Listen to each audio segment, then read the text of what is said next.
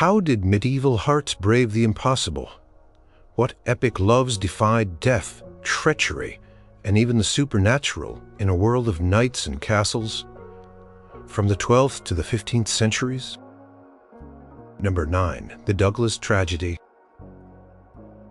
Deep within the shadowed valleys of ancient Scotland, where the mists clung heavy to the crags and rival families held grudges as old as the mountains themselves, a tale of love so fierce it ignited a war unfolded.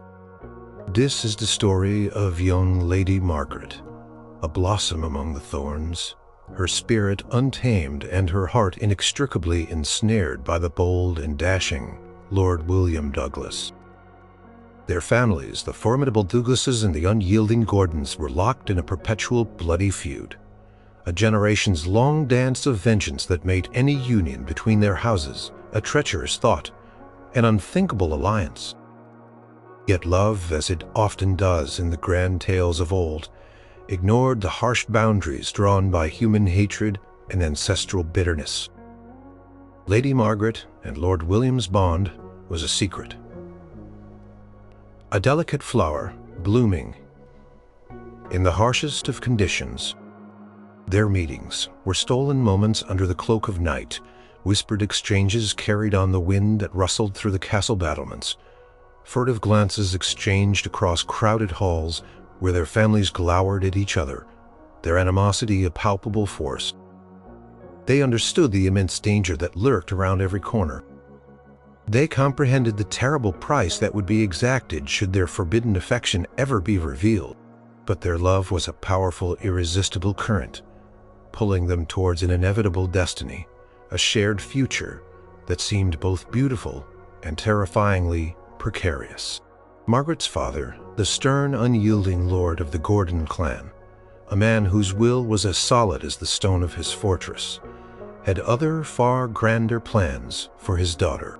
He had meticulously arranged her marriage to a suitor of his own choosing, a strategic match designed to strengthen his alliances, expand his territories, and further cement his family's formidable power. This was a union of lands and titles. News of this impending forced union reached Lord William, striking him with the crushing force of a battle axe. The thought of his true love being bound to another, of her spirit being confined within a loveless marriage, was utterly unbearable. He could not, would not, allow such a fate to befall the woman who held his very soul. Driven by a desperation that sharpened his resolve and ignited a fierce courage within him, Lord William rode to Lady Margaret's towering castle, not with an army, but with a desperate plea carried on the wind of a moonless night. He stood beneath her window, his voice a low, urgent murmur, a symphony of longing and determination, begging her to abandon all for him, to escape the suffocating grip of their warring kin, and ride off into the unknown. He offered her a life, not of luxury or regal splendor, but of profound, unyielding love. A future carved out by their shared devotion. Margaret, her heart a battlefield torn between the solemn duty to her powerful father and an overwhelming, all-consuming devotion to William, made her perilous choice. With a trembling hand but a resolute spirit, she slipped away into the silent night, leaving behind the perceived safety and comforting familiarity of her birthright, to ride off into the vast, uncertain darkness with the man she loved more than life itself. Their escape was swift. Their hopes soared on the wings of their shared dreams, but the world they sought to flee was not so easily outrun. As dawn began to paint the eastern sky with hues of rose and gold, Margaret's father awoke to the terrible, infuriating news of his daughter's flight. His rage was not a fleeting emotion. It was a cold, consuming fire that ignited every fiber of his being. He immediately gathered his 7 strongest sons, each a formidable warrior, hardened by years of skirmishes and feuds, and armed them with their finest weapons.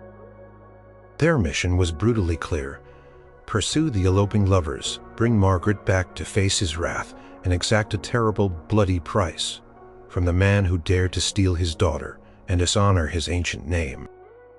The hunt was on a desperate, heart-pounding chase across the rugged, unforgiving Scottish landscape. William and Margaret, riding hard and fast, their horses straining, heard the thunder of hoofs growing ever closer behind them, the shouts of the pursuing brothers echoing through the valleys. There was no escaping the inevitable violent confrontation that awaited them. They sought a momentary deceptive refuge in a quiet glen, the dense trees providing a brief, illusory cover. It was there, amidst the ancient oaks and whispering pines, that Margaret's father and his 7 sons finally caught up to them. The air crackled with a palpable tension, a silent challenge hanging heavy between the two sides, a clash of love and vengeance. Lord William, though outnumbered 8-1, his back straight, his eyes fixed on his beloved, refused to yield an inch. His fierce love for Margaret was his shield, his sword, his very essence. He knew with an agonizing certainty that this was a fight to the death, a desperate final battle for their forbidden love against the crushing generations-long weight of ancestral hatred. He drew his gleaming blade, its polished steel reflecting the early morning light, ready to face the overwhelming odds, ready to lay down his life if necessary, for the woman who stood bravely by his side. The ensuing clash was a tempest of steel and fury, a brutal ballet of swords and shields played out against the stark backdrop of the Scottish hills. Lord William, though facing odds that would crush any lesser man, fought with the desperate ferocity of a cornered stag, his blade a blur of silver light. He moved with a grace born of love and desperation, his every parry and thrust fueled by the desperate hope of protecting his beloved. He struck down the first of Margaret's brothers, a warrior whose strength was no match for William's burning resolve, sending him sprawling to the mossy ground. Then with a desperate thrust he felled another, his lifeblood mingling with the dew, but the sheer weight of numbers was insurmountable. The remaining brothers, fueled by a searing vengeance for their fallen kin, pressed in their faces grim masks of fury. A grievous wound found its mark, and Lord William, his strength finally ebbing, crumpled to the earth, his noble form falling silent amidst the growing pool of scarlet. Lady Margaret, her eyes wide with unutterable horror, had witnessed every sickening blow, every dying gasp. Her own heart, a fragile vessel overflowing with love, shattered into countless fragments. She rushed to him, heedless of the danger, collapsing beside his still form. Her trembling hands cradled his head. Her tears, hot and unending, rained down upon his paling face. He looked up at her, his gaze filled with a love that defied even the encroaching darkness, and whispered his last words, a final, tender declaration of his undying devotion. He asked her, his voice barely a breath to dig his grave shallow, and hers beside him, so that even in the cold embrace of death their hands might meet, their love remain unbroken. As his breath finally faded, a profound, crushing sorrow settled upon Margaret, a weight so immense it seemed to push the very air from her lungs. She had lost him, her brave, beautiful William, her hope, her entire future. The sight of her beloved fallen, surrounded by the lifeless forms of her own brothers, was a scene of such utter devastation that it was too much for her tender heart to endure. The ballad often notes her stillness, her inability to cry as if her grief had frozen her very tears. She simply closed her eyes, and with a soft, inaudible sigh, she lay down beside her fallen love, her spirit departing to join his. Her heart, so recently vibrant with fierce passion, simply ceased to beat. A final tragic testament to the unyielding power of her love and the unbearable pain of its loss. The story of the Douglas tragedy is one of the most poignant and enduring of the Scottish border ballads. It is a tale of love's raw, devastating power against the bitter reality of feuding clans and unforgiving traditions. Collected and published in various forms, notably by the renowned Sir Walter Scott, in the monumentous century, and later meticulously catalogued as Child Ballad No. 7 by the esteemed Francis James Child. Its stark beauty at audiences for centuries. This ballad, often sung with a mournful air, speaks to the brutal cost of hatred and the ultimate, devastating sacrifice sometimes demanded by a love that dares to defy all odds. The very stones of the Scottish hills seem to echo with the sorrowful strains of this powerful, heartbreaking narrative. A timeless lament, it reminds anyone who hears its poignant verses that some loves are so potent, so deeply intertwined with the soul, that they cannot even be contained by death itself. Its legacy is etched not just in song, but in the collective memory of enduring defiant affection.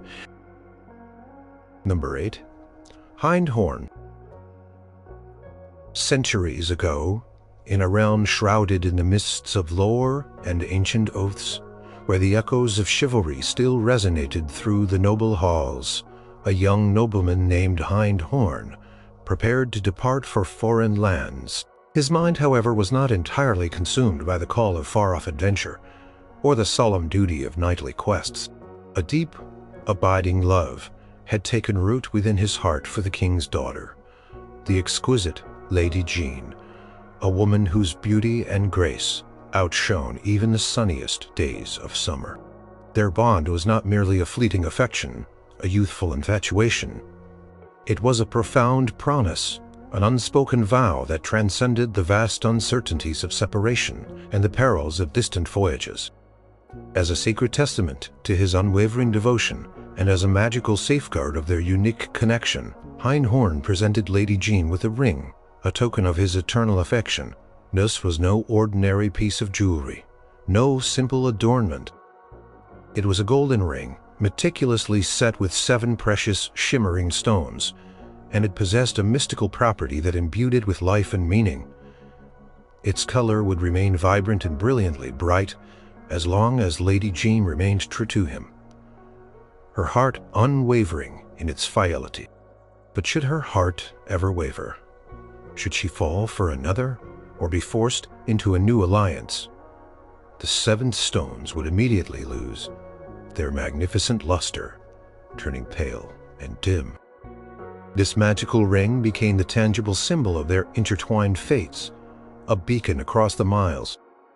Hind Horn then set sail, his ship cutting through the churning waves, leaving Lady Jean behind to navigate the complex expectations of the royal court and the slow, relentless passage of time. He journeyed across distant seas, participating in countless chivalrous deeds, earning renown for his bravery and skill, his name whispered in foreign lands. Yet with each passing day, with every new horizon, his thoughts often returned to the distant shores, where Lady Jean, his true love, awaited his return. He carried her image clearly in his mind, a constant comforting reminder of the powerful love that tethered him to his homeland, a guiding star in his long absence. The ring, however, became the true silent barometer of their profound bond. For 7 long, arduous years, the precious stones on his finger retained their confident, brilliant sparkle, a clear, unmistakable sign that Lady Jean's fidelity remained unwavering, that her love for him was as strong and pure as the day he had last held her hand. This steady, reassuring gleam was a balm to his longing spirit, a constant reassurance that his patience, his enduring hope, and his deep longing were not in vain. But then, one fateful morning, as Hind Horn sat by the restless sea gazing at his cherished ring, a subtle, chilling change sent a ripple of dread through his heart. The 7 stones, which had always glowed with such confident brilliance, began to fade, their vibrant hues softening, their magnificent sparkle diminishing, turning from their original lively colors to a pale, almost milky white. Cold dread, like the chilling breath of a winter wind, seeped into his very soul. The magic of the ring was undeniable, its truth absolute. This ominous dimming could only mean one terrible thing. Lady Jean's love had faltered, or perhaps she had been forced into a new, unwanted alliance. A deep sense of betrayal mingled with a fierce, agonizing longing to know the truth spurred him into immediate, decisive action. He knew with an agonizing, primal certainty that he had to return, and swiftly to uncover the source of this heartbreaking change. Hindhorn wasted no time. He immediately turned his grand ship towards home, his heart heavy with foreboding and a desperate need for answers. He sailed day and night, pushing his crew and his vessel to their absolute limits, driven by an urgent need to uncover the truth behind the ring's ominous message. Upon finally reaching the familiar shores of his homeland, he did not ride directly to the royal court in his knightly finery, announcing his return with fanfare. Instead, he made a strategic, cunning choice. He disguised himself as a humble beggar, donning ragged, coarse clothes and deliberately obscuring his noble identity. He did this to observe, to listen to the whispers of the common folk, to gather crucial information without revealing his presence. A clever ruse to gauge the situation fully before making himself known, before shattering the illusion of his absence. As a humble, unassuming beggar, Hindhorn sought out the king's grand castle, the very place where his beloved Lady Jean resided. He arrived just as a magnificent celebration was in full swing, a festive occasion that seemed to mock his inner turmoil and the quiet despair in his heart. He approached the bustling castle gates, mingling unnoticed with the common folk and the throngs of merrymakers, and there, amidst the joyous chatter, he learned the shocking, devastating truth. The very feast he was witnessing, the sounds of laughter and music, was her wedding feast, marking her union with another. His heart sank, a leaden weight in his chest, but a tiny spark of defiant hope, a desperate flicker, still remained. He needed to see her, to confirm the truth with his own eyes, and perhaps to make one last desperate, valiant attempt to reclaim their profound love. He begged for a simple cup of wine from a passing servant, hoping that this small request would allow him to get a glimpse of the bride, to confirm her identity. The servant, noticing his persistent, intense gaze and unusual demeanor, relayed his peculiar request to Lady Jean herself. Perhaps it was a flicker of destiny or a subtle, irresistible pull of ancient magic, but Lady Jean, for reasons she could not fully articulate, felt an inexplicable compulsion to approach the seemingly humble beggar. As she drew near, her rich gown rustling, Hindhorn, with a tremor in his voice that belied his ragged appearance, revealed a portion of his true identity. He explained that he had a gift for the bride, a precious token from a distant, faraway land. With trembling hands, his heart pounding in his chest, he produced the ring, the very one he had given her 7 long years ago, the one with the now faded, mournful stones. Lady Jean immediately recognized the ring. Its unique setting and the way the light once danced on its stones were seared into her memory. The sight of it, coupled with the beggar's unusual intensity and the profound sorrow in his eyes, stirred a deep, half-forgotten memory within her. A ghost of her past love, she asked him, her voice tinged with a growing unease. Where he had come by such a precious, familiar item. Hindhorn, his voice now filled with the immense weight of years and unspoken longing, finally revealed his true noble identity. He spoke his name, not as a humble beggar, but as the valiant knight she had once sworn to wait for, the lover whose memory she had cherished in the quiet corners of her heart. The revelation struck Lady Jean with profound, electrifying force. All at once, the reason for her recent unease, the strange melancholy that had accompanied her forced engagement, the subtle sadness that had clouded her days, became horrifyingly, agonizingly clear. She had been betrayed, not by her own heart, but by the deceit of others who had convinced her he was gone forever or never returning. Overwhelmed with a rush of powerful, conflicting emotions, Lady Jean, with a defiant gesture, tore off the wedding ring that had been placed on her finger by her forced suitor. She declared in a voice clear and resolute, echoing through the festive hall, that she would never marry another. Her heart belonged unequivocally to Hindhorn, and it always had. The other suitor, shocked and enraged by this sudden public repudiation, protested vehemently, his face contorted in fury. But Lady Jean's resolve was unwavering, her decision absolute.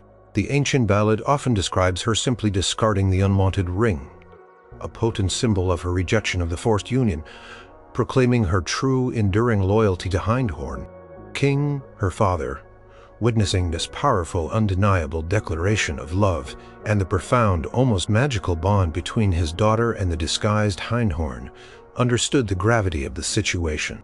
Whether out of pity, respect for such a powerful, true love, or the recognition of Hindhorn's noble stature and the undeniable truth of his claim, the king, with a heavy sigh, granted his blessing to the original lovers. The magic of the ring, a potent symbol of their enduring love and unbreakable bond, proved its worth in that very moment. As Lady Jean openly embraced Hindhorn, her face alight with renewed joy and profound relief, the 7 stones on the ring, which had been dull and pale moments before, immediately regained their vibrant, dazzling colors, shining brighter than ever before. It was a clear, undeniable sign of their renewed, unbroken bond, a visible manifestation of their enduring love. Hindhorn shed his beggar's disguise, revealing his true self, a knight of noble bearing, deserving of the princess's hand and her unwavering devotion. The wedding feast, which had begun under a shadow of forced union and quiet despair, was swiftly, joyously transformed into a triumphant celebration of true love, reunited, a testament to fidelity and fate. This ancient ballad, Hindhorn, meticulously collected as Child Ballad number 17, is a beautiful, captivating example of how enduring love, unwavering loyalty, and a touch of the magical can overcome vast distance and even cruel deception.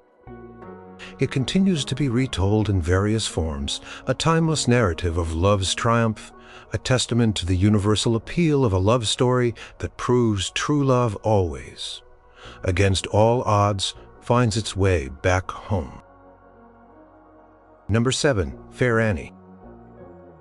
In a land where noble lords rule the vast sprawling estates with an iron fist, and the whims of powerful, often capricious men frequently dictated the intricate fates of women, a young and remarkably resilient woman named Annie found herself caught in a heartbreaking, deeply unjust dilemma.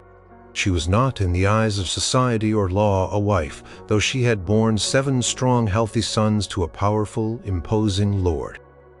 For many years she had lived with him, a loyal companion, a devoted mother, her heart given fully and without reservation to him. Yet their union had never been formally recognized, never sanctified by the sacred bonds of marriage, leaving her in a precarious, vulnerable position. This was a common, often tragic plight for women in the medieval period, particularly if they were of lesser birth or, in some cases, captured in battle and held as prizes. Annie, despite being clearly beloved by her lord in his own way, remained in the harsh, unforgiving eyes of society simply his mistress. Now, after years of shared life, of building a home and a growing family, her lord had made a cold, pragmatic decision. He had decided to marry, not Annie, the loving mother of his children, the steadfast companion of years, but a noble lady from a distant land, a woman of high birth and significant political consequence. This decision was driven purely by ambition, by the urgent need for strategic alliances and expansion of his lands, not by affection or genuine emotion. The lord, in a gesture that might have been a misguided attempt at kindness, or perhaps a twisted, insidious form of guilt, approached Annie with a shocking, cruel request.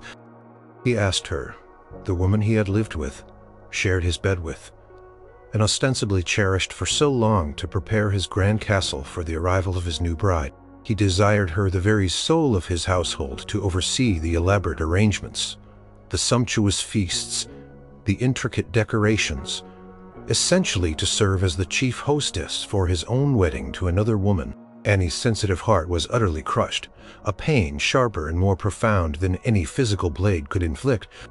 To be asked to celebrate the very event that would formalize her displacement, that would relegate her to the shadows, was an unbearable cruelty, a testament to the callous disregard for her feelings.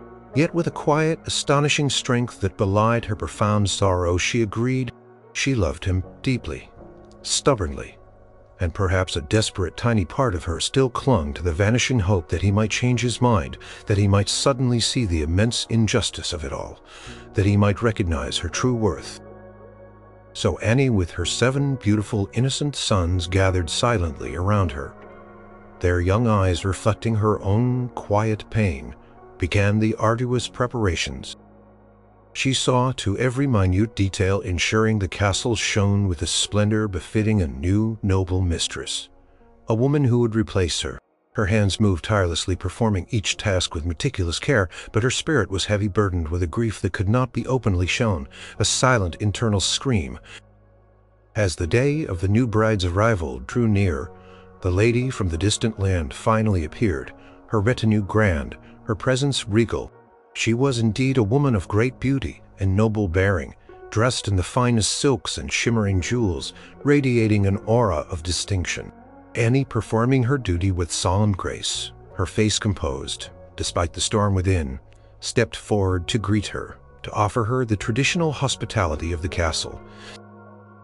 As their eyes met for the first time, a strange, undeniable sense of familiarity washed over both women, an inexplicable connection that transcended the formal introductions.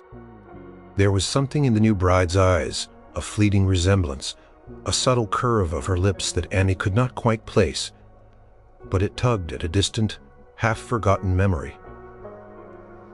A whisper from her past. The atmosphere in the grand hall, despite the celebratory sounds of music and laughter, carried a subtle, almost imperceptible undercurrent of something unspoken, something profoundly important, waiting to be revealed. The new bride, curious about the gracious, yet subtly sorrowful woman who had so diligently and meticulously prepared her welcome, began to ask her questions, her tone gentle and inquiring. She inquired about Annie's history, her background, the lineage of her 7 handsome sons, their noble bearing, evident even in their youth.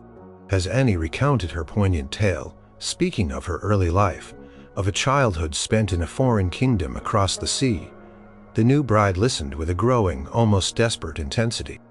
Annie described her own family, the name of her powerful father, the king of a distant, faraway realm, and the mysterious traumatic circumstances under which she had left her home. Her story was one of being stolen away, perhaps, in a sudden brutal raid or by cunning trickery, and brought to this land many years ago, separated from her family, presumed lost forever. With every detail Annie spoke, every name and place she mentioned, the new bride's expression shifted from polite curiosity to an almost disbelieving shock, a dawning realization that etched itself upon her face. The names Annie had spoken, the places she had described, the events she recounted from her childhood, resonated deeply, profoundly within her own memory.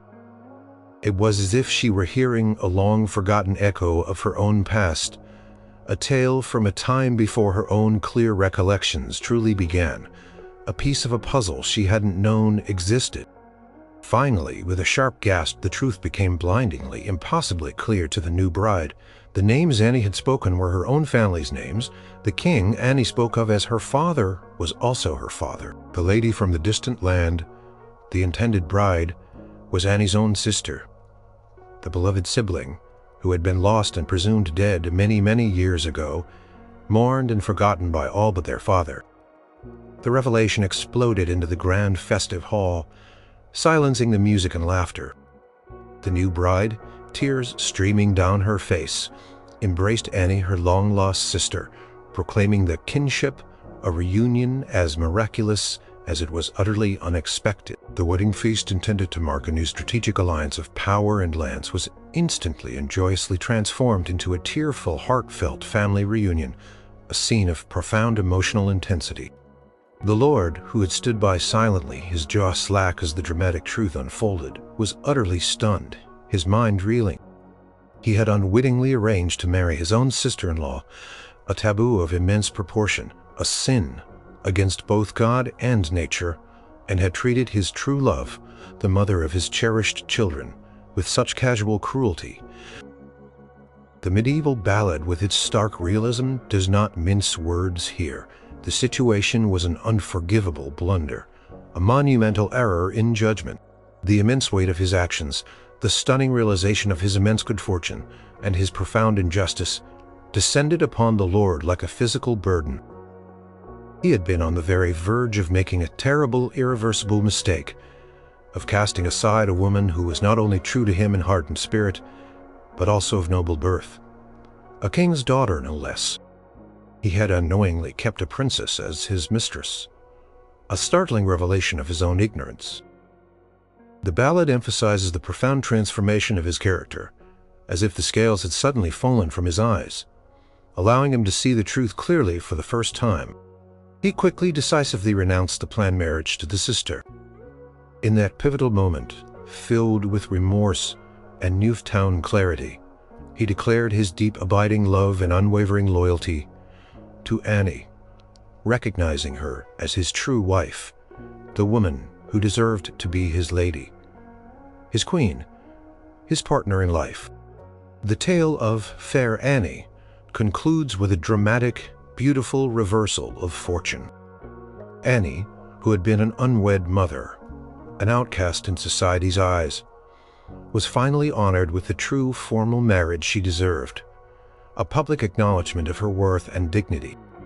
The new bride, her sister, gracefully accepted the change of plans, understanding the depth of the circumstances and the miracle of their reunion. The children, who had been born out of an irregular, unsanctified union, were now legitimized and given their rightful honored place within the noble lineage, their future secured. Fair Annie, often meticulously categorized as Child Ballad number 83, is a timeless, compelling story of identity, unwavering loyalty, and the enduring power of true love to overcrales. Idshud Sayalor. It serves as a powerful reminder that sometimes the most profound and authentic connections are found in the most unexpected places, hidden in plain sight, and that even in the face of profound injustice and personal suffering, truth and love, when true, can ultimately prevail. Its enduring popularity across centuries and diverse cultures highlights its powerful universal message about the true meaning of kinship, commitment, and deserving happiness. Number 6. Child Waters.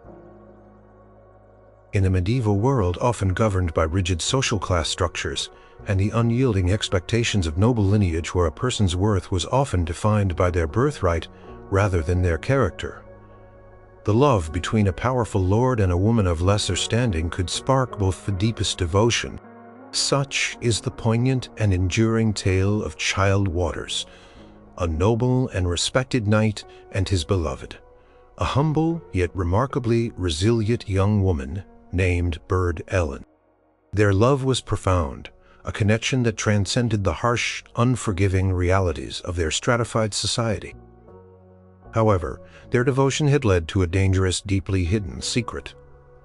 Burd Ellen was pregnant with Child Waters' child, an inconvenient truth that threatened to shatter their lives. This was a perilous secret, as an unwed pregnancy, especially one involving a noble of his stature, carried severe social stigma, immense shame, and could jeopardize his standing in the community. In her very life, Burd Ellen, brave and resolute in her spirit, made the perilous, arduous journey to Child Waters' imposing castle, seeking not only refuge but also the long-awaited recognition of their bond. She arrived weary from her travels and heavy with child at his formidable gates, her heart a fragile vessel filled with both hope and trepidation. But Child Waters, perhaps fearing the widespread repercussions of their unwed union, or perhaps, as some versions suggest, subtly testing the depth of her unwavering devotion, did not immediately welcome her into his grand halls. Instead, he treated her with a perplexing, almost cruel indifference, denying her the comfort and solace she so desperately sought and deserved. He offered her a meager shelter in the stable, a crude, unheated space among the horses, a place far beneath the dignity of the woman carrying his unborn child. This was not merely a test of her love, but a stark, brutal reality for many women in her desperate position in that unforgiving era. Presented her with a seemingly impossible choice, a cruel ultimatum: appearing to abandon her when she needed him most, when she was at her most vulnerable. Despite the humiliating, demeaning treatment she endured, Bird Ellen's profound love for Child Waters remained steadfast and unbroken. She accepted the crude accommodations without complaint, tending to the horses, enduring the biting cold and the physical discomfort of her advanced pregnancy, all for the sake of her unborn child, and a lingering hope that her beloved would eventually acknowledge their deep bond and claim his rightful place. Her resilience was extraordinary, a silent, unwavering testament to the depth of her commitment and the strength of her enduring spirit. She harbored no bitterness, no resentment, only a patient, almost saintly, enduring love. She understood perhaps the immense societal pressures he faced, the expectations of his noble station, but she also held on to the unwavering belief that his true heart would eventually reveal itself, that his love for her was as real as hers for him. She kept her pain to herself, her eyes fixed on the distant, elusive promise of a shared future, a life together as a true family. The ballad, rich in dramatic tension and understated emotion, then takes a turn that reveals the true, complex nature of Child Waters' character. While he had treated her harshly in public, a secret, profound plan was subtly unfolding beneath the surface of his actions. He decided to embark on a long, arduous journey, a hunting trip that would take him far from the comforts of his castle. He invited Bird Ellen to accompany him, but again, not in a place of honor, not riding proudly beside him. He made her walk beside his horse, as if she were a mere servant, dressed in humble, worn attire, enduring the grueling rigors of the open road, the biting winds, and the endless miles. This was another painful public test, a blatant display of her lower status in the eyes of any who might see them. Yet Bird Ellen, without a single word of complaint, continued to walk, her swollen belly a visible testament to her heavy burden, her quiet dignity unbroken, her spirit unbowed. As they journeyed further into the vast open country, a pivotal, agonizing moment arrived. Bird Ellen, utterly exhausted, her body pushed beyond its limits, began to experience the first intense throes of labor. She could walk no further. She collapsed by the dusty roadside, her body giving way to the overwhelming pain of childbirth, her strength finally failing. It was then, seeing her profound suffering, her vulnerability, that Child Waters' true love and deep concern for her burst forth from beneath his guarded exterior. The cruel facade he had maintained for so long crumbled away completely. He dismounted his magnificent horse with urgent speed, rushed to her side, and immediately set about making her as comfortable as possible in the harsh, unforgiving environment. He tended to her needs with newfound tenderness, preparing a makeshift bed of leaves and branches, helping her through the difficult, agonizing process of childbirth. He witnessed her immense strength, her quiet, unwavering suffering, and the breathtaking miracle of their child's birth. In that raw, intimate, profoundly human moment, his love for her, which had been hidden beneath layers of societal expectation, fear, and cautious planning, revealed itself fully and without reserve. Their child, a strong, healthy son, was born on the open road, a vulnerable new life brought into a world of uncertainty and hardship. With the birth, Child Waters' transformation was complete, irrevocable. The sight of Bird Ellen, so incredibly strong and devoted, and the arrival of their son, a tangible symbol of their love, solidified his commitment beyond any doubt. He no longer cared about rigid social status or what the judging world might think or say. He had witnessed her unwavering loyalty, her profound, selfless love, her enduring spirit, and he knew with absolute certainty that he had to honor it, to claim her as his own. He took their newborn son, wrapping him gently in his own warm cloak, and then, in a gesture of profound respect, immense tenderness, and undeniable devotion, carrying her gently, treating her with the honor and tenderness she had always deserved, her rightful place now beside him. Upon their triumphant return to his grand castle, Child Waters made his intentions abundantly clear to everyone in his household, to all who would listen. He did not hide Bird Ellen or their son, keeping them secreted away in shame. Instead, he publicly declared her his true wife, proclaiming their bond for all to hear. He immediately arranged for a proper, lavish wedding, a ceremony that would legitimize their union in the eyes of both God and man, and acknowledge Burd Ellen's rightful honored place as his lady, the true mistress of his domain. The long and arduous journey, the painful tests of loyalty and endurance, the shared suffering and the ultimate triumph had all culminated in this glorious moment of public recognition and deep abiding. Burd Ellen, who had endured so much hardship and humiliation with quiet dignity, was finally given the honor, respect, and enduring love that her unwavering devotion had so rightfully earned. The Ballad of Child Waters, meticulously collected as Child Ballad, number 63, is a powerful, timeless exploration of love's enduring nature in the face of immense adversity. It is a story that boldly challenges conventional, medieval notions of social hierarchy and rigid class distinctions, revealing the profound, unshakable strength of a woman's loyalty and the ultimate triumph of a man's true awakened heart. Its widespread popularity across centuries, appearing in various collections and versions throughout both England and Scotland, speaks to its universal appeal and its resonant themes. It reminds us that true worth is found not in lineage or inherited wealth, but in fidelity, endurance, unwavering love, and the profound courage decrying the world's harsh expectations and societal pressures. The tale resonates still today, highlighting the powerful broad journey of a love that withstands the most grueling, demanding tests imaginable. Number 5. King Orfeo.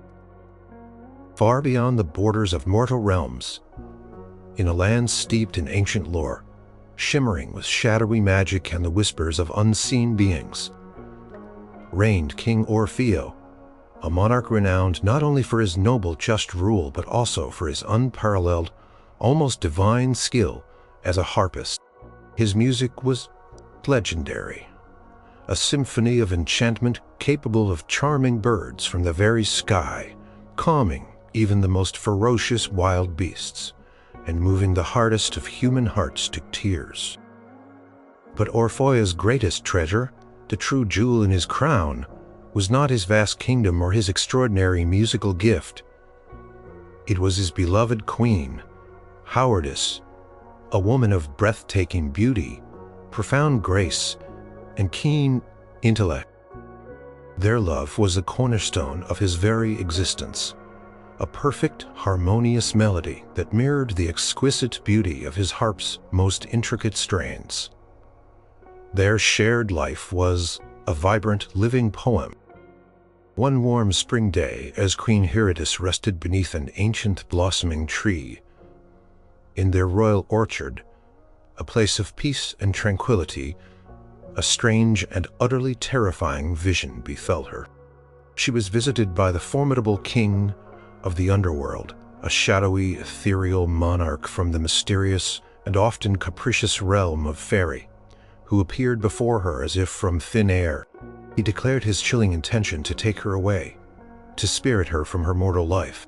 He informed her with an icy certainty that brooked no argument, that whether she willed it or not, she would be spirited away to his mystical otherworldly kingdom, a place of no return for any mortal soul. When she awoke from this trance-like state, her mind reeling, Howardess was filled with an unspeakable dread, a terror that chilled her to the bone. She rushed to King Orfeo, her face pale and drawn with an almost deathly pallor, and recounted the chilling, unbelievable encounter, describing the otherworldly king and his terrible, inescapable decree.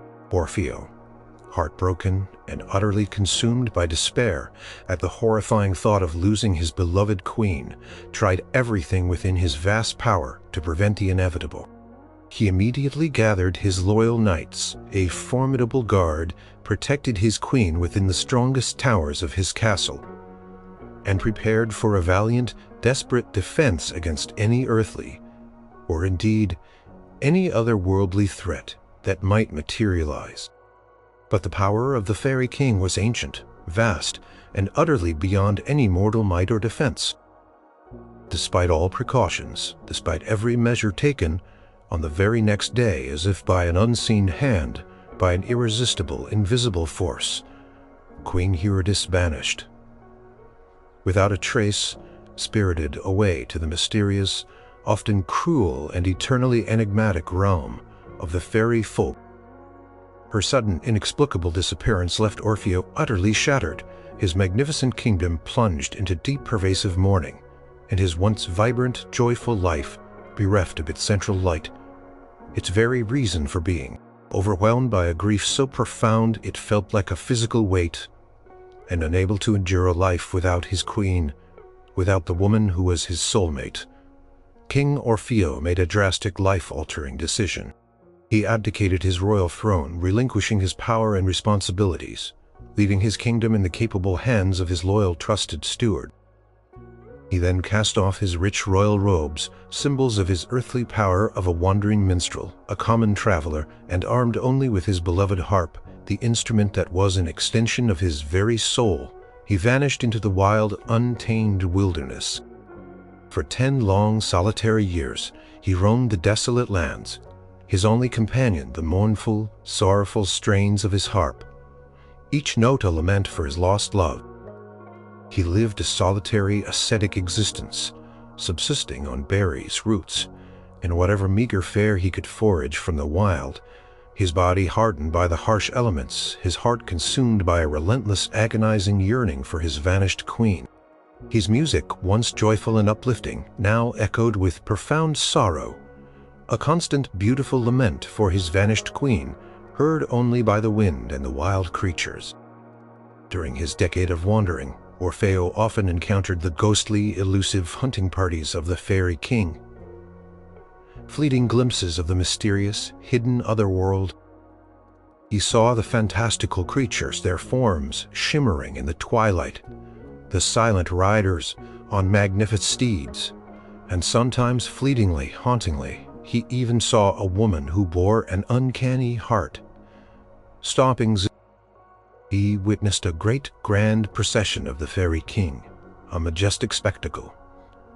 And among them, riding on a magnificent white horse, her face serene yet tinged with a distant sorrow, was indeed Queen Eurydice herself. Overjoyed at this miraculous, unexpected chance to see her even from afar, Orfeo resolved to follow them, no matter where they led, no matter the danger or the endless journey. He followed the fairy host deep into the earth, through a hidden, mystical entrance that led to their strange and glittering kingdom, a realm of impossible beauty. It was a place of dazzling, otherworldly splendor, bathed in an ethereal light, yet also one of uncanny silence and a chilling, pervasive lack of true, vibrant life. Orfeo, still cleverly disguised as a humble minstrel, bravely entered the fairy court, his heart pounding but his resolve unwavering. He saw his queen Eurydice, looking regal, yet clearly captive among the other stolen mortals who resided there, their spirits dimmed by their eternal confinement. He took out his beloved harp, and with all the immense skill, profound passion, and raw emotion he possessed, born of a decade of longing and sorrow, he began to play. His music, a poignant melody of enduring love and profound loss, flowed through the fairy halls, enchanting all who heard it, its beauty undeniable. The fairy king and his entire court, captivated by the sheer beauty and emotional depth of his melodies, were utterly spellbound, held captive by the magic of his artistry. The fairy king, immensely impressed by the humble minstrel's extraordinary talent, a gift unlike any he had ever witnessed, offered Orfeo a boon, a single wish to be granted in exchange for his captivating, soul-stirring performance. Orfeo, seized by this rare, fleeting opportunity, immediately, without hesitation, requested Queen Eurydice, his voice trembling with hope. The fairy king, bound by his solemn word and perhaps touched by the raw power of Orfeo's love, expressed so beautifully through his music, reluctantly but honorably agreed. He released Eurydice from her captivity, allowing her to return to the mortal world with her harpist, her true love. Their reunion was a moment of profound, indescribable joy, a testament to the unyielding power of love and perseverance to defy even the boundaries of death, the dimensions of reality, and the cruel whims of otherworldly beings. Orfeo and Eurydice then made their long, triumphant way back to their earthly kingdom. But Orfeo, ever cautious and wise, decided to test his loyal steward's fidelity before revealing his true, miraculous identity. Still disguised as a simple minstrel, he approached his old castle, his heart filled with anticipation, announcing himself and humbly offering to play his harp for the steward, a final test of his loyalty. The steward, recognizing the harp which Orfeo had deliberately brought with him, listened intently to the minstrel's sorrowful tale of a lost king and queen, a story mirroring his own heartbreak. Overcome with genuine grief and unwavering loyalty, the steward wept openly, truly believing Orfeo was indeed gone forever, never to return. Witnessing this genuine sorrow and unwavering fidelity, Orfeo finally gloriously revealed himself and Eurydice, ending their long masquerade. The kingdom erupted in joyous, tumultuous celebration. Their lost king and queen miraculously returned from a realm thought to be impassable. The story of King Orfeo is a Middle English lay, not strictly a ballad in the traditional child ballad collection, but it shares many profound style of ballads, particularly its focus on a specific, poignant story and timeless themes of love, loss, and heroic journeys. It is a medieval retelling of the classical Greek myth of Orpheus and Eurydice, but notably with a happy redemptive ending, reflecting a medieval Christian sensibility that often favored redemption, justice, and ultimately happy resolutions in its narratives.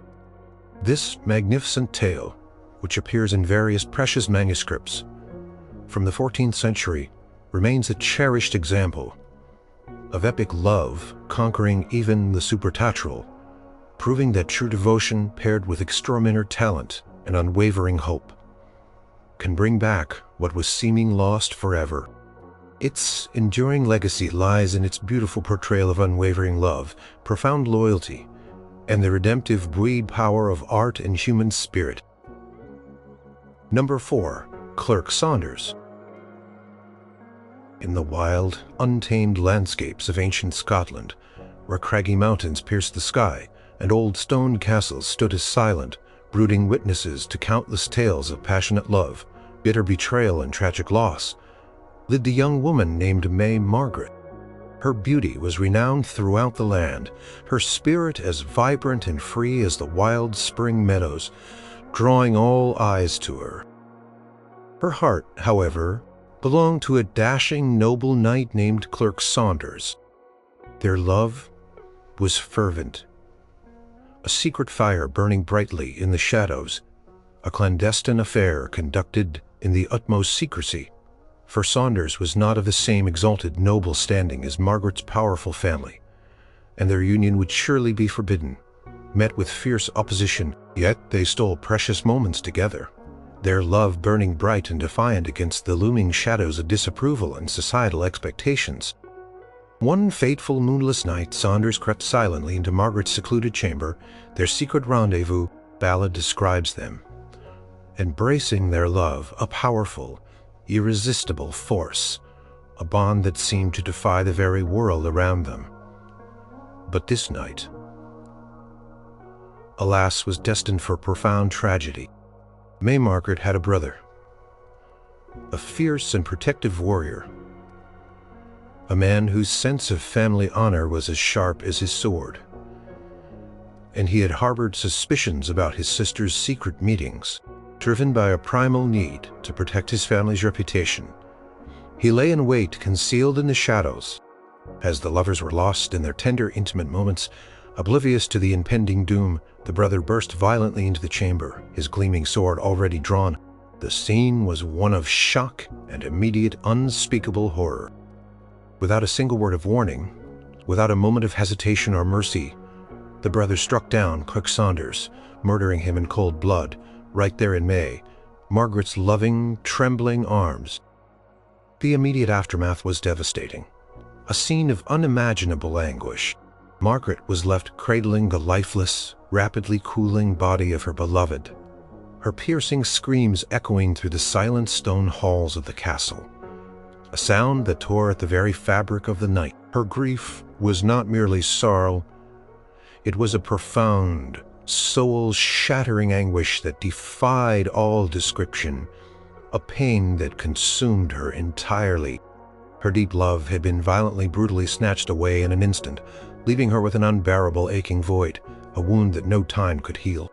The ballad portrays her raw despair with stark, unflinching honesty, her frantic, desperate attempts to stop the relentless flow of blood from his fatal wounds, her futile, heartbroken pleas to a body already cold and unresponsive. She stayed with him all night, through the long, dark hours, mourning him with every fiber of her being, a silent, agonizing vigil over the shattered fragments of her once vibrant world. Her heart, broken beyond repair by the brutal act, seemed to have died with him, leaving her a hollow shell. As dawn slowly approached, painting the sky with hues of gray and pale rose, May Margaret, with a superhuman strength, born of love and despair, began the somber sacred task of preparing Saunders for his final burial. She tenderly bathed his wounds, gently combed his dark hair, and meticulously dressed him in his finest clothes, performing these sacred rites with a solemn dignity that underscored the unimaginable depth of her devotion. It was a final, agonizing act of love, a tender, heart-wrenching farewell to the man who had held her heart so completely.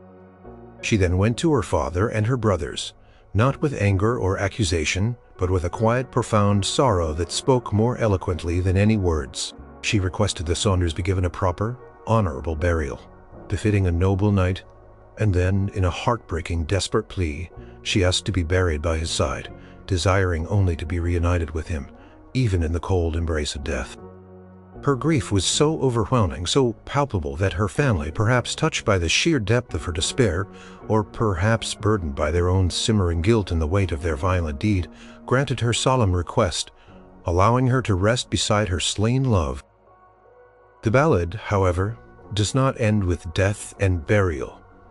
Its narrative weaves into the realm of the supernatural, echoing ancient beliefs. A few nights later, as May Margaret lay sleeping, or perhaps in a waking dream induced by her relentless sorrow, the ethereal spirit of Clerk Saunders appeared to her. He was not a terrifying specter, but a mournful, loving ghost, his appearance a translucent reflection of his earthly form, his eyes filled with a sorrow mirroring her own.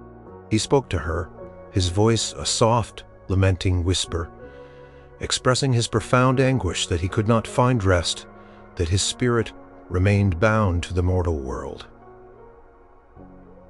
Because of her unfulfilled promise, before his sudden violent death they had made a solemn vow, a sacred pact of love that included a commitment to marry, a formal troth plight. Since this vow had not been fully realized, since their earthly union was tragically interrupted, his spirit remained bound, unable to cross over to eternal peace. He asked her to fulfill her vow to release him by giving him back the pledge of their troth, the symbolic tokens of their commitment, so his tormented spirit might finally find rest in the afterlife. Margaret, though heartbroken and profoundly confused by his ghostly appearance, understood the gravity of his request. She knew they had exchanged tokens, promises, and vows that transcended mere earthly formalities, bonds of the soul.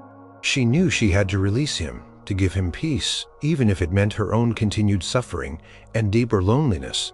This act of releasing him was a painful, selfless testament to her continued undying love, prioritizing his spiritual well-being and eternal peace over her own longing and earthly desires. It was the ultimate act of devoted sacrifice. With a heavy heart that seemed to ache with every beat, May Margaret performed the symbolic ancient acts required to release Saunders' spirit from its earthly bonds. She broke the holly band that had bound their love, a poignant ritual signifying the severing of their earthly ties and the granting of his freedom. She combed her hair with the silver comb he had given her, a ritual act of preparing herself to let go to allow him to find his rest. As she did so, Saunders' ghost began to fade, his translucent form growing more ethereal, more distant. Before he vanished, completely dissolving into the silent night, he delivered a final, poignant, loving message. He urged her to be true to herself, to live a life worthy of her enduring, profound love, even if it meant a life forever without him. He was acknowledging her pain, accepting their fate, but also gently, lovingly, pushing her towards a future, however lonely. The vanishing of Clerk Saunders' ghost left Lady Margaret with an intensified, almost unbearable sense of loss, but also a profound, haunting understanding of their love's eternal, unbreakable nature. Clerk Saunders, meticulously found as Child Ballad number 69, is a truly unique, deeply haunting, and undeniably powerful tale. It explores profound themes of forbidden love, violent death, and perhaps most compellingly, the ethereal concept of love transcending the very grave, proving its enduring power even beyond life itself. It suggests that vows made in life can bind souls, even in death, that spiritual commitments demand fulfillment, and that true love requires profound sacrifice, not just for the living, but also for the peaceful repose of the departed, for the soul to find its eternal rest. Collected in numerous versions, primarily across the rugged landscapes of Scotland, its melancholic beauty and pervasive supernatural elements have ensured its lasting presence in the rich ballad tradition. Its poignant, chilling narrative still holds a beautiful yet haunting power today, echoing through the centuries. Number 3. Tam Lin.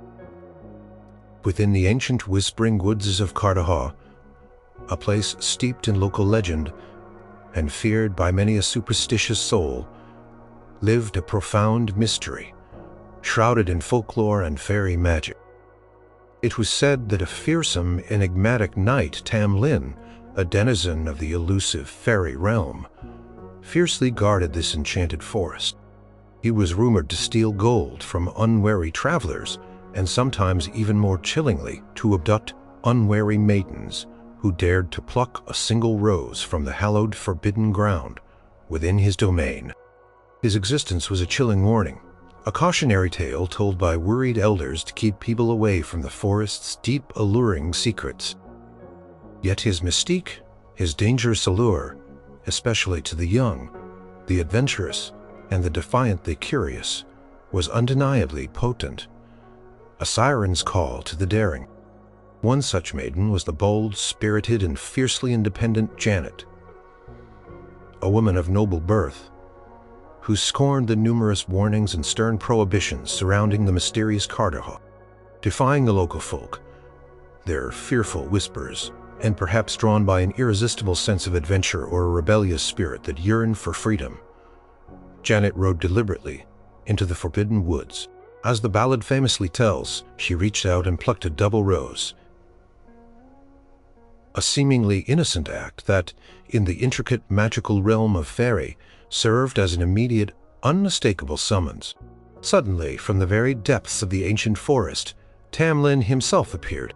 His presence was commanding, his gaze intense, his aura electric, and he immediately challenged her trespassing, his voice resonating with an otherworldly power. He questioned her right to be there, to pluck the sacred rose. Their encounter was swift and powerful, a collision of worlds culminating in a passionate though unsanctioned union. Janet soon discovered the profound, life-altering consequences of her brave, perhaps reckless, encounter. She was pregnant with Tam Lin's child, a secret child of two worlds. Janet's family quickly noticed her changed demeanor, her growing melancholy, a subtle shift in her spirit, and then the undeniable physical signs of her pregnancy. They confronted her, their voices filled with alarm and suspicion, demanding to know the father of her child, the source of this unexpected, scandalous development. But Janet, fiercely protective of her secret and the mysterious father whose identity she guarded with her very life, steadfastly refused to name him. She would not reveal Tam Lin, nor would she bring shame upon his name, even if he was a fairy knight bound by different rules. Her defiance, however, only fueled her family's mounting concern and fear. They, like many in that era, held deep-seated superstitions and terrifying beliefs about the fairy folk, believing them to be dangerous, deceitful, and utterly untrustworthy beings. They urged her to abort the child, to cleanse herself of this unnatural, otherworldly union, to erase the scandal, but Janet, with a fierce, burgeoning mother's love already blossoming within her, refused point blank. Instead, driven by a desperate maternal love and a hunger for truth, Janet returned to Cardahaw, determined to confront Tam Lin and demand answers, perhaps even a commitment to their shared future. She plucked another rose, a symbolic act that summoned him once more from the depths of the enchanted woods. This time their conversation was different, tinged with urgency and gravity. Tam Lin, sensing her fear, her unwavering resolve, and the profound depth of her love, finally revealed the tragic, incredible truth of his existence. He was not a true fairy being, he explained, but a mortal man, a noble knight, who had been stolen by the powerful, capricious fairy queen years ago while hunting in the woods. He was held captive in the fairy realm, doomed to pay a terrible, chilling price to hell as a tithe to the devil. Every 7 years, a horrifying fate, unless a brave, true-hearted mortis. His only hope for freedom lay in a specific, dangerous, and incredibly precise ritual, a test of unwavering courage, absolute fidelity, and profound love. The ritual was to take place on Halloween night, a time when the boundary between the mortal and fairy worlds thinned, blurred, and became porous, allowing creatures from both realms to cross over. Tam Lin instructed Janet precisely, meticulously on what she must do. Every detail crucial to his salvation. She was to wait at the crossroads near the forest, a desolate, windswept place where the fairy procession would pass in all its ghostly splendor. She must watch for him riding on a pure white horse, a distinctive garland of rue, an herb of sorrow woven into his hair. When she saw him, she had to act immediately, decisively. She had to pull him from his horse, an act of strength and daring. This act alone was dangerous, fraught with peril. But it was only the beginning. The Fairy Queen, enraged by her audacious attempt to steal one of her captives, would subject Tam Lin to a terrifying series of transformations. He would turn into various animals, a writhing snake, a fierce lion, a raging bear, and even inanimate objects like burning coals, or a cold, heavy bar of iron. Janet, despite the terror that would surely grip her, had to hold on to him tightly no matter what terrifying form he took. Her grip could not, must not falter for even a single second. Janet, her love for Tam Lin, eclipsing all fear and doubt, all thoughts of personal safety, followed his intricate instructions to the letter, every detail etched into her mind. On Halloween night, a night of swirling mists and eerie whispers, she waited at the crossroads, her heart pounding a frantic rhythm against her ribs, as the ghostly procession of the fairy folk streamed by, their forms shimmering in the moonlight. She saw Tam Lin on his pure white horse, his rue garland unmistakable, a beacon in the otherworldly parade. With a surge of strength born of love and desperation, she reached out and pulled him from his saddle, grappling with his struggling form. The Fairy Queen, witnessing her defiance, immediately unleashed her furious magic. Tam Lin transformed first into a writhing snake, slick and cold. Then a fierce roaring lion, clawing and snarling. Then a raging, powerful bear. He became a burning coal, searing her hands with agonizing heat. Then a cold, unyielding bar of iron, heavy and impossibly dense. Janet, despite the pain, despite the terror, held on. Her hands burned, her body bruised, but her resolve unbroken. Her unwavering love was her impenetrable shield against the terrifying illusions and physical torments unleashed by the Fairy Queen. Finally, in his last, most vulnerable transformation, Tam Lin became a naked man suddenly thrown into Janet's desperate, weary arms. At this pivotal, climactic moment, she had to act decisively and without hesitation. She ran to a nearby well, plunging him into the cool, cleansing water. This final act broke the Fairy Queen's powerful enchantment, washing him clean of the ancient magic that bound him to the otherworldly realm. The Fairy Queen, defeated and absolutely furious at losing her prized captive, cursed Janet and her audacious actions, her voice echoing with bitter rage. But her power over Tan Lin was irrevocably gone. He was free, truly free. At last, Janet had saved him through her unwavering courage, her steadfast love, and the profound Grusky power of her devotion. The ballad concludes with Tam Lin restored to his mortal form, now fully free to be with Janet and their unborn child, their love a testament to their shared ordeal. Their love forged in the crucible of fairy magic, mortal courage and relentless perseverance, emerged triumphant, a beacon of hope against impossible odds. Tam Lin, meticulously categorized as child ballad. Number 39 is one of the most famous and universally beloved of the border ballads.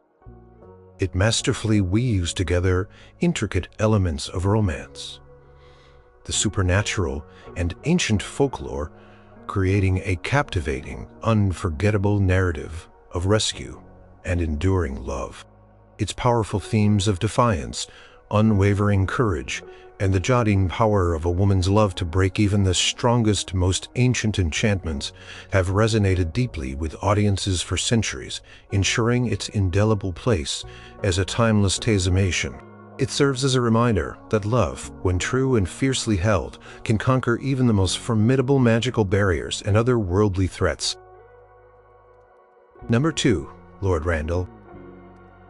In a stately medieval hall, where the flickering shadows danced on ancient tapestries depicting forgotten hunts and battles in the scent of wood smoke, mingled with an unspoken creeping sorrow, a mother, her heart heavy with anxiety, anxiously awaited the return of her son, the noble and valiant Lord Randall. When he finally appeared, his face was pale, almost translucent, his steps heavy and dragging, and his normally bright eyes held a haunted, faraway look that instantly, chillingly alarmed his mother. Her heart, a mother's heart, attuned to every subtle change in her beloved son, sensed immediately that something was terribly, profoundly wrong. Her initial questions, a tender, loving inquiry about his well-being, quickly deepened into a desperate, almost frantic interrogation as she perceived the profound, debilitating illness that now afflicted him. Seeing the undeniable signs of his suffering, the ballad unfolds as a chilling, poignant dialogue, a stark rhythmic exchange between the worried mother and her gravely ill son. Each of the mother's increasingly insistent questions is met with Lord Randall's increasingly disturbing, ominous answers, slowly peeling back. Layers of a hidden tragedy. She asks where he has been, her voice tinged with concern, and he replies, his voice weary, that he has been to the wildwood, implying a place of danger, solitude, and perhaps unspeakable events. She presses him, asking whom he met there, her eyes searching his face, and he reveals, with a quiet, devastating simplicity, that he met his true love. This seemingly innocent detail is the first subtle hint of the dark, horrifying truth that is about to unravel, a truth that will shatter her world. The conversation is methodical, almost ritualistic, each question from the mother pulling her closer to the horrifying revelation, each answer from Randall confirming her very worst, most terrifying fears. The mother then asks what his true love gave him to eat, her voice laced with growing dread. Lord Randall's answer sends a profound shiver down the spine, a cold premonition. Eels fried in a pan. This detail, though seemingly mundane and innocuous on the surface, immediately sets a deeply sinister, foreboding tone. Eels, in medieval lore and superstition, were sometimes ominously associated with treachery, dark magic, or most terrifyingly, with poison. Her alarm grows, her questions becoming more pointed, more desperate, driven by a primal instinct for survival and a mother's fierce protective love. She presses him further, her voice barely a whisper, asking what happened to his hounds, his loyal, brave hunting dogs who usually accompanied him on every outing, inseparable companions. Lord Randall chillingly replies, his voice flat with despair, that his dogs ate the meager leavings of the meal and immediately swelled up and died. Their loyal lives extinguished. The implication was stark clear and horrifyingly undeniable. The food was poisoned, and his love had been the instrument of his destruction. Truth, though never spoken in direct explicit terms by Lord Randall himself, hangs heavy in the air. A suffocating presence. Lord Randall has been poisoned. His own true love, the woman he had trusted implicitly, adored and cherished with all his heart, had betrayed him in the most terrible, insidious way possible, twisting their shared affection into a deadly trap. He confirms his loyal hound's deaths, a brutal, irrefutable sign of the deadly lethal nature of the food they had consumed, a clear warning of his own impending fate. The mother's questions then turn tragically to his immediate state, to his dying wishes. She asks what he desires in his final moments, and he replies simply, with a quiet, profound resignation, "Mother, make my bed soon, for I am weary, and I fain would lie down." This is his quiet, devastating death wish, his somber acknowledgement that his life is irrevocably ebbing away, that he is beyond any earthly help or cure. His weariness is not just physical exhaustion from a long day, but the profound, all-consuming weariness of approaching death, the spirit preparing to depart the body. The climax of the ballad is the confirmation of his impending death, delivered with a quiet, devastating finality that resonates with tragic power. The mother, having extracted the full, horrifying truth from her dying son, then voices her own profound despair, her grief a tangible weight in the room. She asks what legacy he leaves for his loved ones, for his family and his loyal retainers, what remains of his life. He bequeaths his wealth, his vast lands, his personal belongings to his family, distributing his worldly possessions, but for his true love, the one who betrayed him, he leaves a chilling, unforgettable curse, a stark declaration of his broken heart and profound sense of betrayal. "I leave her hell and fire." This is a stark, powerful testament to the ultimate devastating betrayal, a testament to the fact that the love that was supposed to be a source of joy, comfort, and companionship has instead become the instrument of his agonizing demise, leading to an ending filled with bitterness, despair, and eternal condemnation for his betrayer. Lord Randall, meticulously known as Child Ballad. Number 12 is a classic, enduring example of a tragic ballad, its narrative driven by compelling dialogue, rising tension, and stark emotional revelation. It is found in countless variations across England, Scotland, and even in American folk traditions, testifying to its enduring power, its haunting melody, and its widespread universal appeal across centuries and continents. The simplicity of its language belies the profound psychological drama unfolding between mother and son, of raw, intimate revelation of betrayal.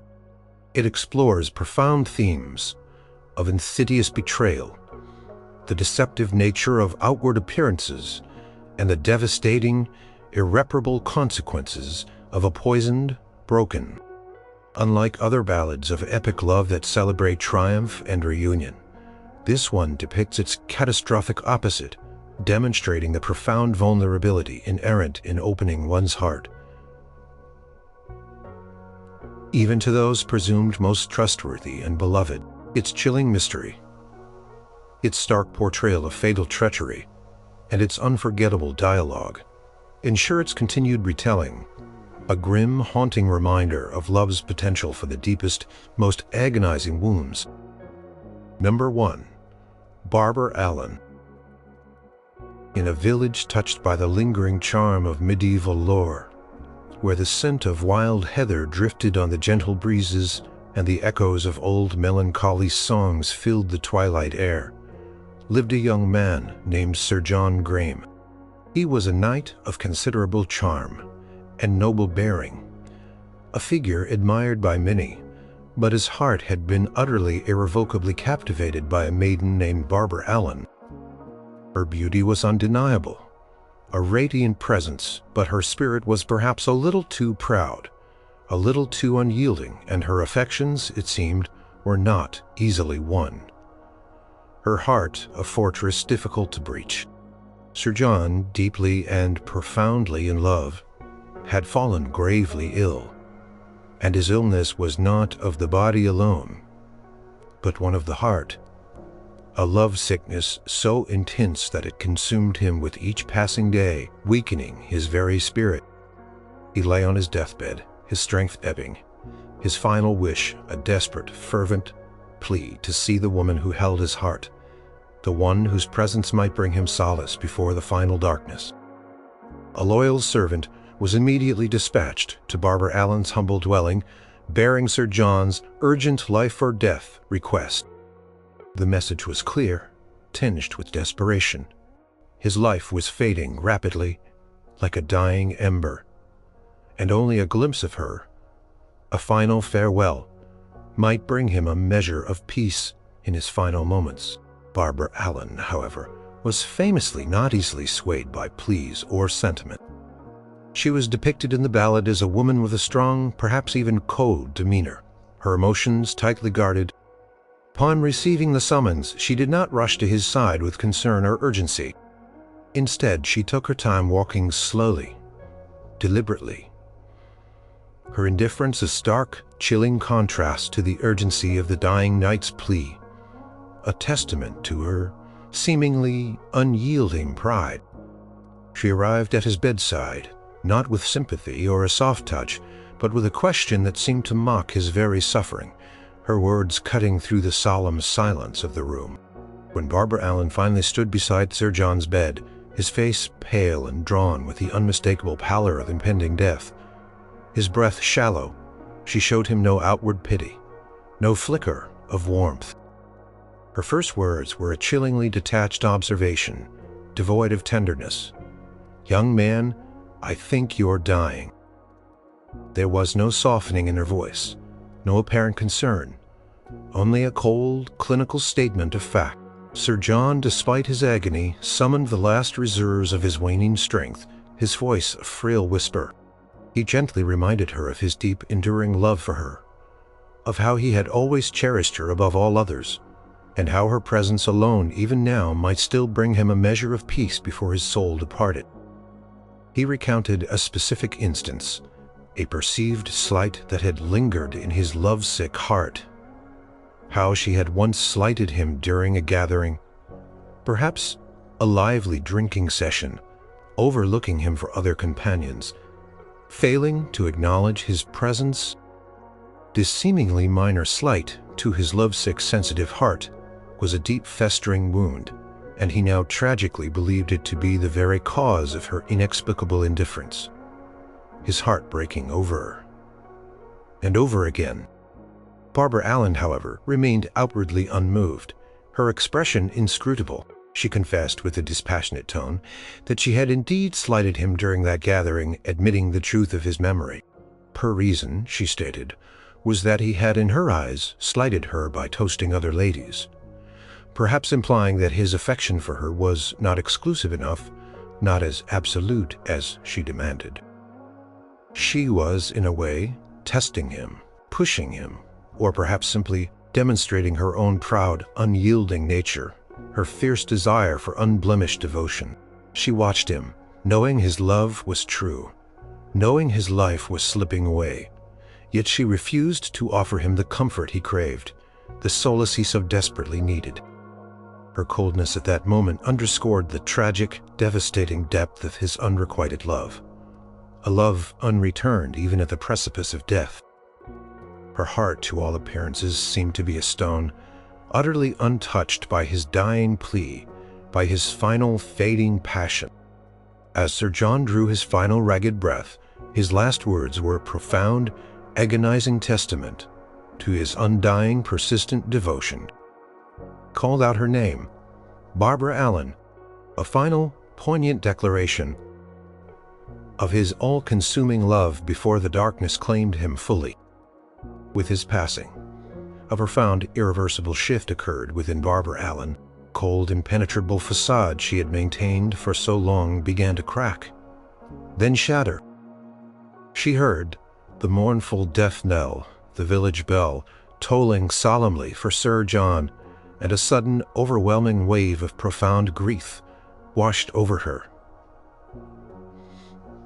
A sorrow she had stubbornly suppressed. She recognized with a clarity that stung her soul the profound finality of his death, the unchangeable reality that the man who loved her so deeply, so purely, was now gone forever. And she had offered him no solace, no kindness, no farewell. The devastating realization of her own cruelty, her unyielding pride, and the terrible, irreversible opportunity she had squandered to show kindness and compassion struck her with a shattering, agonizing force, breaking through her defenses. Overwhelmed with a remorse so deep it manifested as a physical ache, Barbara Allen returned home, her heart now heavy with the sorrow she had initially with aid, a grief that now consumed her entirely. She confessed her deep regret to her mother, her voice trembling, declaring that she felt Sir John's death was undeniably her fault, a direct consequence of her actions.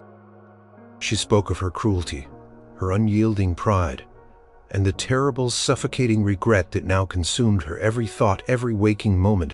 She declared, with a sudden, desperate longing that surprised even herself, that she would die for Sir John Graham, a fierce, almost spiritual desire to atone for her past actions, to join him in the realm beyond. Her change of heart was swift and absolute, a stark, profound contrast to her earlier indifference, a complete transformation of her spirit.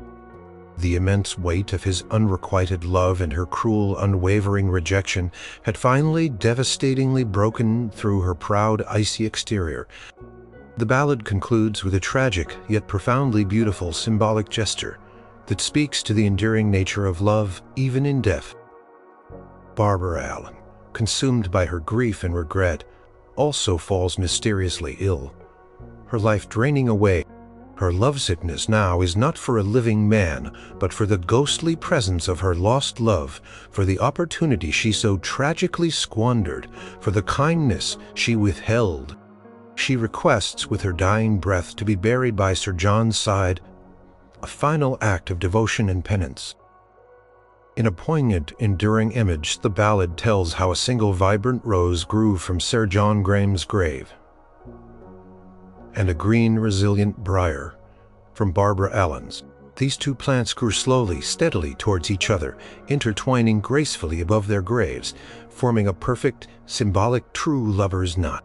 This enduring symbol speaks to the profound power of love that transcends even death, transforming past regret into an eternal, unbreakable bond, a silent testament to their tragic, intertwined fates.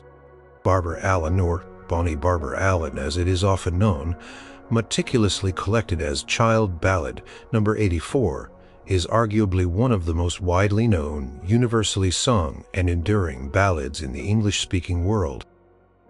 Its countless variations span centuries and continents, found in oral traditions from the British Isles to the American Appalachian Mountains, testifying to its universal appeal and its timeless expiration. It is a stark, poignant tale of unrequited love, the devastating consequences of pride, and the tragic price of a missed opportunity for tenderness. Its enduring legacy lies in its deeply human exploration of complex emotions, the intricate nature of affection, and the powerful, haunting idea they're acknowledged in life or not, often finds a way to leave an unforgettable, indelible mark upon the world, weaving itself into the very earth itself.